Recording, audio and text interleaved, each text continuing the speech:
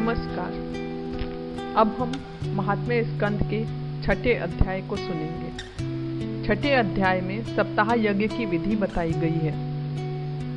शीख सनकादि नारद जी से कहते हैं कि नारद जी, अब हम आपको सप्ताह श्रवण की विधि बताते हैं। सबसे पहले ज्योतिषी को बुलाकर मुहूर्त पूछना चाहिए।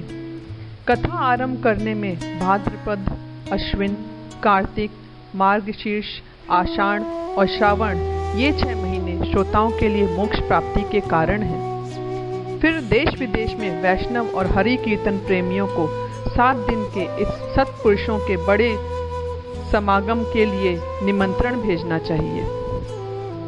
कथा का श्रवण किसी तीर्थ में, वन में अथवा अपने घर में अच्छा माना गया है। भूमि का शोधन, मार्जन और लेपन करके रंग बिरंगी चौक पूरनी चाहिए। केले का मंडप तैयार करना चाहिए और इस मंडप को सब ओर से फल, फूल, पत्र, झंडियां आदि से सजाना चाहिए। ब्राह्मणों के लिए यथोचित आसन तैयार करना चाहिए और वक्ता के लिए भी एक सिंहासन होना चाहिए। कथा प्रारंभ के दिन व्रत रख कथा में विघ्नों की निवृत्ति के लिए गणेश जी का पूजन होना चाहिए। तदंतर पितृगण का तर्पण कर पूर्व पापों की शुद्धि के लिए प्रायश्चित कर एक मंडल बना श्री हरि की स्थापना करनी चाहिए। फिर भगवान श्री कृष्ण को नमस्कार कर उनका पूजन कर स्तुति करनी चाहिए कि करुणानिधान, मैं संसार सागर में डूबा हुआ दीन हूँ। कर्मों के मोह रूपी ग्रहण ने मुझे पकड़ रखा है। आप इस संसार सागर से मेरा उद्धार कीजिए। इसके पश्चात धूप दीप से श्रीमद् भागवत की विधि विधान से पूजा कर स्तुति करनी चाहिए। स्तुति इस प्रकार करें कि श्रीमद् भागवत के रूप में आप साक्षात श्री कृष्ण चंद्र ही विराजमान हैं।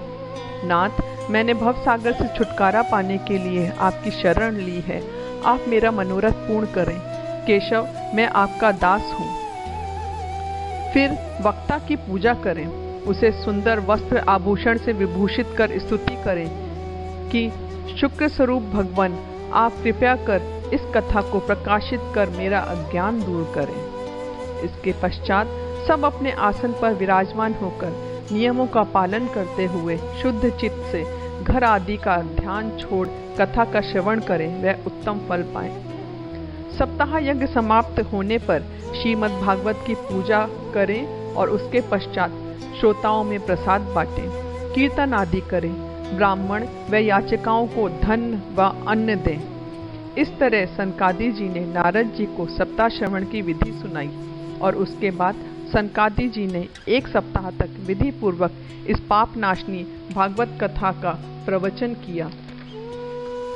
कथा के अंत में ज्ञान, वैराग्य और भक्ति को बड़ी पुष्टि मिली और वे तीनों तरुण हो गए और सब जीवों का चित्त अपनी ओर आकर्षित करने लगे। नारद जी अपना मनोरथ पूर्ण होने पर गदगद हो गए और सनकादि के सामने हाथ जोड़कर कहने लगे कि मैं श्रीमद् भागवत श्रवण को ही सब धर्मों में श्रेष्ठ मानता हूँ, क्योंकि इनके श्रवण मात्र से ही वैकुंठ बिहारी श्री कृष्ण की प्राप्ति हो जाती है। नारद जी जब इस प्रकार कह रहे थे तभी वहाँ योगेश्वर शुकदेव जी आ गए। उन्हें ऊंचे आसन पर बैठाया गया और नारद जी ने उनका प्रेम पूर्वक पूजन किया। फिर शुकदेव जी बोले कि यह श्रीमद् भागवत वेद रूप कल्प वृक्ष का परिपक्व फल है। यह विशुद्ध ज्ञान का भंडार है जिसमें ज्ञान, वैराग्य और भक्ति के सहित निवृत्ति मार्ग को प्रकाशित किया गया है। इसलिए भाग्यवान श्रोताओं को इसका खूब पान करना चाहिए। श्री शुकदेव जी जब इस प्रकार कह रहे थे तभी वहां साक्षात श्री हरि प्रकट हुए। प्रहलाद, बलि, उद्धव, अर्जुन आदि पार्षदों के साथ नारद जी ने उनकी पूजा की और उन्हें उचित सिंहासन में विराजमान किया। सब मिलकर कीर्तन करने लगे। इस कीर्तन को सुनने के लिए पार्वती संग महादेव जी भी वहां पर आए। प्रहलाद करताल बजा रहे थे, उद्धव जी झांझर व नारद जी वीणा उठाए थे। अर्जुन राग लापने लगे, इंद्र मृदंग बजा रहे थे। सनकादि जी बीच बीच में जय घोष कर रहे थे। भक्ति, ज्ञान और वैराग्य नाच रहे थे। भगवान ये कथा और कीर्तन देखकर अत्यंत प्रसन्न हुए और कहा कि तुम लोग वर मांगो। तब सब लोगों ने वर मांगा कि भगवान, हमारी अभिलाषा है कि भविष्य में भी जहाँ कहीं सप्ताह कथा हो वहाँ आप अपने पार्षदों के साथ अवश्य पधारें, हमारा यह मनोरथ पूर्ण करें। भगवान तथास्तु कहकर वहाँ से अंतर्धान हो गए।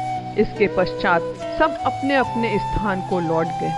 उस समय शुकदेव जी ने भक्ति को उनके पुत्रों के साथ साथ अपने शास्त्र में स्थापित कर दिया और इसी से भागवत का सेवन करने से श्री हरि वैष्णवों के हृदय में आ विराजते हैं। जो पुरुष इस कथा का भक्ति भाव से श्रवण करता है उसके लिए त्रिलोकी में कुछ भी असाध्य नहीं रहता। जय श्री कृष्ण।